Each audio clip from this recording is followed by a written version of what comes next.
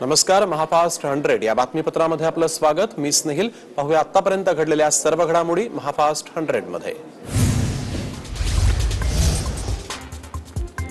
राज्याच्या पावसाळी अधिवेशनाची तारीख ठरली आहे। पावसाळी अधिवेशन 5 आणि 6 जुलै रोजी होणार आहे। फक्त 2 दिवसच हे पावसाळी अधिवेशन असणार आहे। राज्यात कोरोनाचा बहाणा पुढे करत अधिवेशन टाळण्याचा प्रयत्न केला जातोय अशी टीका विरोधी पक्षनेते देवेंद्र फडणवीस यांनी महाविकास आघाडी सरकारवर केली। तसंच जनतेच्या इतर विषयांवर सरकारला वेळ नसल्याचंही फडणवीस म्हणाले। कोरोनाचा बहाणा पुढे करून राज्याचं अधिवेशनच होऊ नये अशा प्रकारचा प्रयत्न सरकारच्या वतीनं केला जातोय। ओबीसी आणि मराठा आरक्षणावर विशेष अधिवेशन बोलवा अशी मागणी विरोधी पक्षनेते देवेंद्र फडणवीस यांनी केली।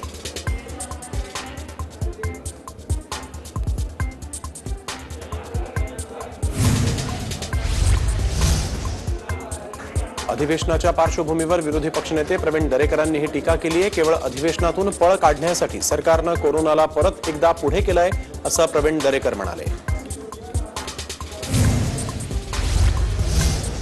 नाना पटोलेंच्या स्वबळाच्या भूमिकेवर मुख्यमंत्री उद्धव ठाकरेंनी नाराजी व्यक्त केली।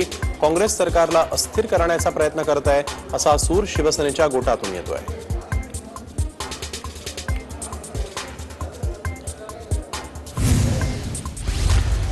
मुख्यमंत्री ठाकरेंपाठोपाठ उपमुख्यमंत्री अजित पवारांनीही नाना पटोलेंच्या भूमिकेवर नाराजी व्यक्त केली अशी माहिती सूत्रांनी दिलेली आहे। याबाबत अजित पवारांनी काही काँग्रेस नेत्यांसोबत खासगीत चर्चा केल्याचंही कळतंय। महाविकास आघाडीची आज महत्त्वाची बैठक होणार आहे आणि या बैठकीमध्ये लेटर बॉम्ब नंतर महाविकास आघाडीची ही महत्त्वाची बैठक होणार असल्यामुळे चर्चेत आहे।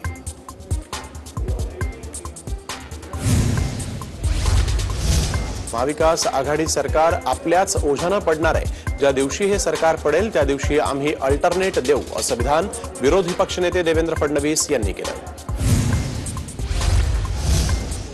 भाजपचे नेते चंद्रशेखर बावनकुळे यांनी गौप्यस्फोट केलाय। प्रताप सरनाईकच नाही तर शिवसेनेचे 90% आमदार खासदार नाराज आहेत। काँग्रेस राष्ट्रवादी आपला पक्ष मजबूत करतायत। सेना कमजोर होत असल्याचा गौप्यस्फोटही बावनकुळे यांनी केला। हे शिवसेनेच्या एकाही आमदाराला पटलं नाहीये। शिवसेनेचे 90% आमदार या निर्णयाला विरोध करताय, अंतर्मनातून विरोध आहे। दिल्लीत विरोधकांच्या बैठकीपूर्वी शरद पवारांनी राष्ट्रवादीच्या नेत्यांची बैठक घेतली। जवळपास 2.5 तास ही बैठक सुरू होती। या बैठकीत पक्षांतर्गत निवडणुकांबाबत चर्चा झाली। शरद पवारांच्या निवासस्थानी होणाऱ्या बैठकीपासून शिवसेना अलिप्त आहे। त्यावर शिवसेनेचे नेते संजय राऊत यांनी पडदा पाडलेला आहे। ही बैठक विरोधी पक्षाची बैठक नाही, ही बैठक राष्ट्रमंचच्या नेत्यांची आहे असं संजय राऊत म्हणाले।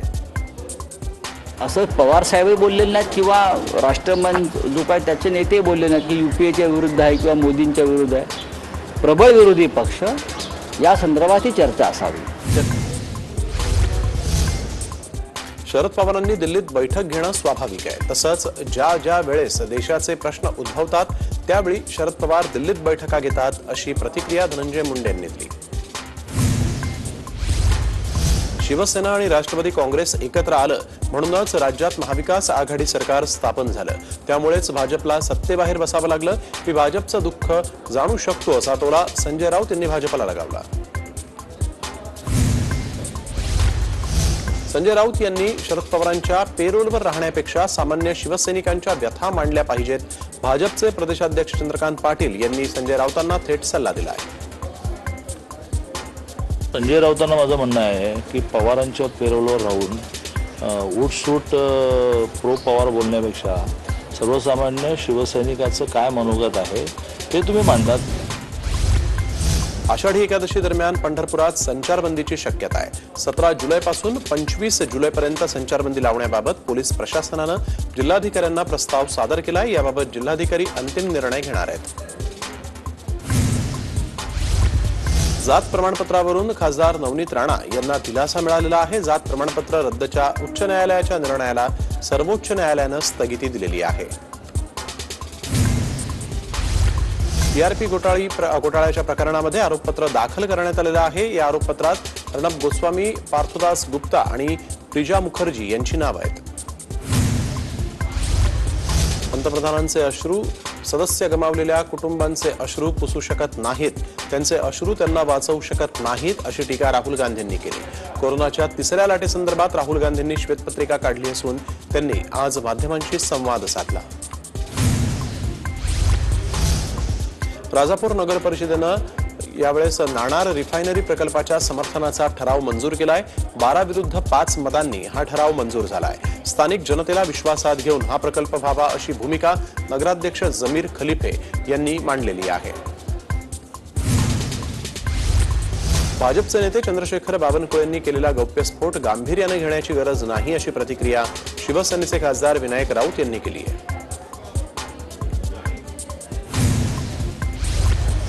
चंद्रकांत पाटलांनी संजय राऊतांना दिलेल्या सल्ल्यावर सेना खासदार विनायक राऊत यांनी टीका केली.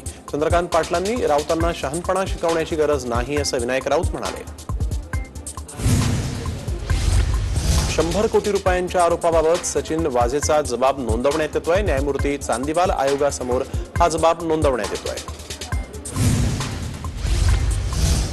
न्यायमूर्ती चांदीवाल आयोगानं परमबीर सिंग यांना प्रतिज्ञापत्र सादर न केल्यानं 5,000 रुपयांचा दंड ठोठावला आहे. दंडाची रक्कम त्यांना मुख्यमंत्री कोविड निधीत जमा करण्याचे आदेश देण्यात आले. महाराष्ट्रातील कथित 100 कोटी वसुली प्रकरणी सध्या कोर्टात हे प्रकरण आहे. सीबीआय कडून या प्रकरणाचा तपास केला जातोय. मात्र आता सीबीआयनं हायकोर्टात युक्तिवाद करताना महाराष्ट्रातील ठाकरे सरकार सहकार्य करत नसल्याचं म्हटलंय. राज्यातील बोर्ड महामंडळाच्या नियुक्त्यांसाठी महाविकास आघाडीच्या बैठकीत अंतिम यादी जवळपास निश्चित झाली. मुख्यमंत्र्यांकडे ही यादी सादर होणार असून या नव्या नियुक्तीमुळे आघाडी मजबूत होणार असून आघाडीतील कटुताही कमी होणार आहे.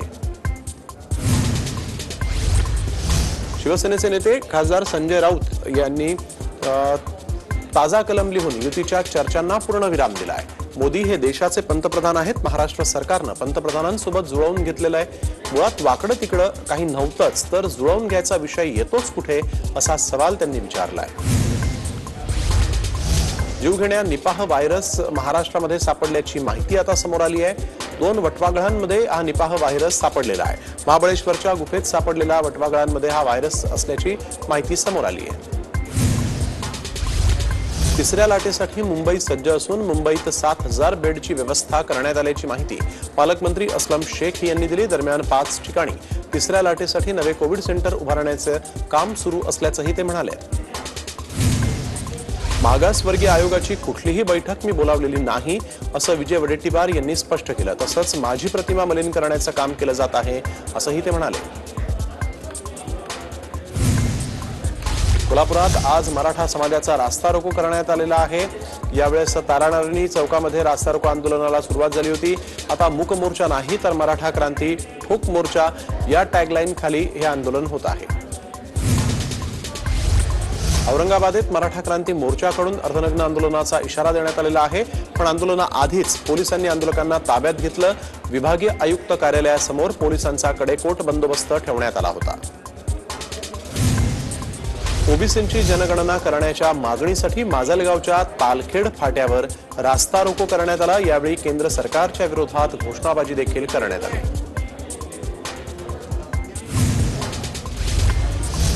औरंगाबादेत ओबीसी समाजानं आक्रोश आंदोलन केलं. शहरातील आकाशवाणी चौकात शेकडो ओबीसी बांधव आंदोलनामध्ये सहभागी झाले. राजकीय आरक्षण रद्द केल्याच्या निषेधार्थ या ठिकाणी निदर्शनं करण्यात आलेली आहेत. ओबीसी आरक्षण पुनर्स्थापित होईपर्यंत राज्यातील सर्व स्थानिक स्वराज्य संस्थेच्या कार्यकाळाला मुदतवाढ द्यावी, असा ठराव नागपूर महापालिकेच्या सर्वसाधारण सभेमध्ये पारित करण्यात आला. पुण्यात अखिल भारतीय विद्यार्थी परिषदेच्या वतीनं MIT विद्यापीठाविरोधात आंदोलन केलं गेलं. अभ्यास दौऱ्याच्या नावाखाली विद्यार्थ्यांची आर्थिक लूट केल्याचा आरोप यावेळेस करण्यात आला. सिंधुदुर्ग जिल्ह्यातील कोलमडलेली आरोग्य व्यवस्था सुधारावी यासाठी कुडाळमध्ये भाजपनं लक्षवेधी आंदोलन केलं. दरम्यान घोषणाबाजी करणाऱ्या 20 आंदोलकांना पोलिसांनी यावेळेस ताब्यात घेतलं.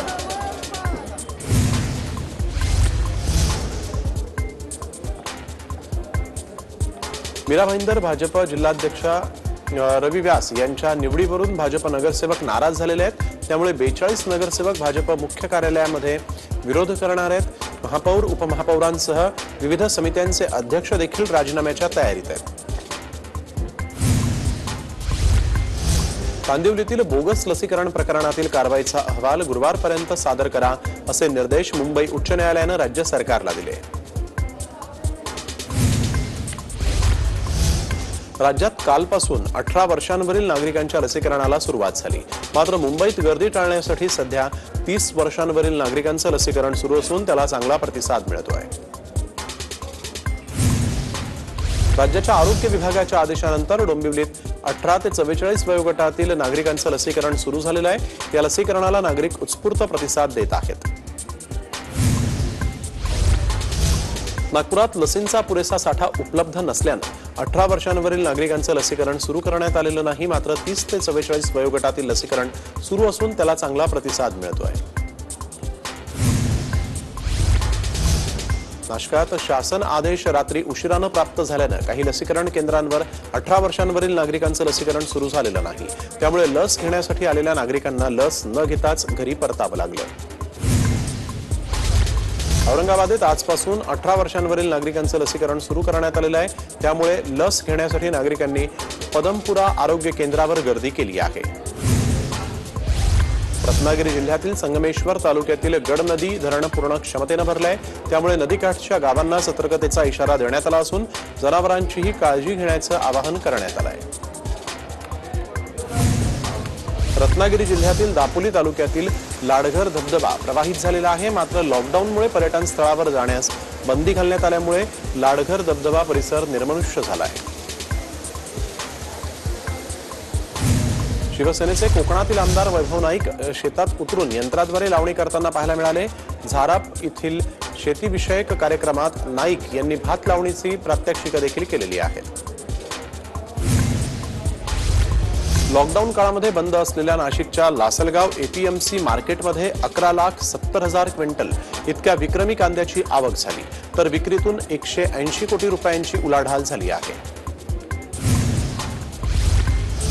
माथेरान नगरपंचायतीमधील शिवसेनेच्या गटातील उपनगराध्यक्षांसह 9 नगरसेवक आणि एका स्वीकृत सदस्यानं गेल्या महिन्यात भाजपचा झेंडा हाती घेतलाय।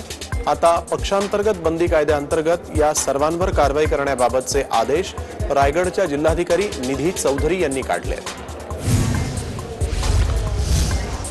कालपासून पुण्यात नेट सेट आणि पीएचडी धारक संघर्ष समितीच्या वतीनं समान वेतनाच्या मागणीसाठी धरणं आंदोलन सुरू झालेलं आहे। या आंदोलनाला युवा सेनेचे वरुण सरदेसाई यांनी भेट द्यायचं ठरवलं आहे।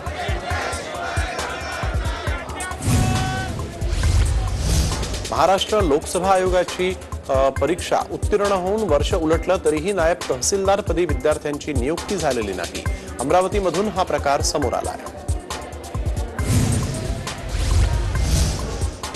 5 जुलैला होणारी सीएची परीक्षा घ्या या मागणीसाठी सीएच्या विद्यार्थ्यांनी सरन्यायाधीश NV रमण्णा यांच्याकडे सुमोटो याचिका दाखल केली आहे। दरवर्षीप्रमाणे यंदाही बाण हायकर्स तर्फे भिवपुरी इथल्या जंगलामध्ये वृक्षारोपण करण्यात आलेलं आहे। यावेळेस बाळरानावर 200 झाडं लावण्यात आली आहेत। या वृक्षारोपण मोहिमेमध्ये बाण हायकर्सचे 30 सदस्य तसंच गावकऱ्यांनी देखील वृक्षारोपण करून सहभाग घेतला। मुंबईतल्या चेंबूरमध्ये महागाई विरोधात वंचित बहुजन आघाडीनं आंदोलन केलं। बैलगाडीवर बाईक आणि गॅस सिलेंडर ठेवून हे आंदोलन केलं गेलं। यावेळी पोलीस आणि आंदोलनकर्त्यांमध्ये बाचाबाची झाल्याचंही पाहायला मिळालं। नवी मुंबई विमानतळाला दिवा पाटील यांचं नाव देण्याच्या मागणीसाठी कृती समिती 24 जूनला सिडकोला घेराव आंदोलन करणार आहे। त्यामुळे नवी मुंबईला जाणाऱ्या जड वाहनांची वाहतूक गुरुवारी 24 जूनला सकाळी 8 पासून रात्री 8 पर्यंत बंद राहणार आहे। मुंबईतल्या JJ हॉस्पिटल बाहेर परिचारिकांनी आजही आंदोलन केलं। परिचारिका सकाळी 2 तास काम बंद आंदोलन करणार आहेत। त्यानंतर देखील मागण्या मान्य झाल्या नाहीत, तर मात्र 2 दिवसांनंतर पूर्णपणे काम बंद करण्याचा इशारा परिचारिका संघटनांनी दिलेला आहे।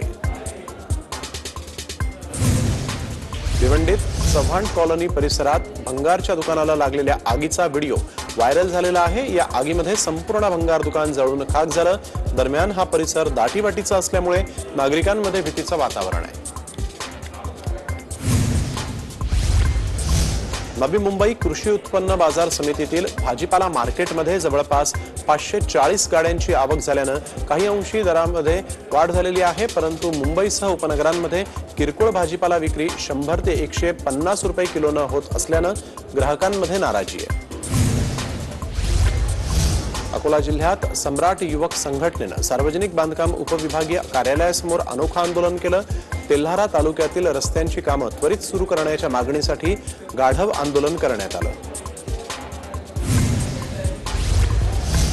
पुण्यात शेतकरी संघटनेनं पीक विम्यासाठी बेमुदत ठिय्या आंदोलन सुरू केलंय। कोरोना नियमांचं पालन करून हे आंदोलन सुरू आहे। पंढरपूरच्या अकलूज आणि माळेवाडी ग्रामपंचायतीचे नगर परिषदेमध्ये रूपांतर व्हावं यासाठी ग्रामस्थांनी साखळी उपोषण सुरू केलं। दरम्यान अजित पवारांनी जाणून बुजून नगर परिषदेचा प्रस्ताव अडवल्याचा आरोप यावेळेस करण्यात आलेला आहे।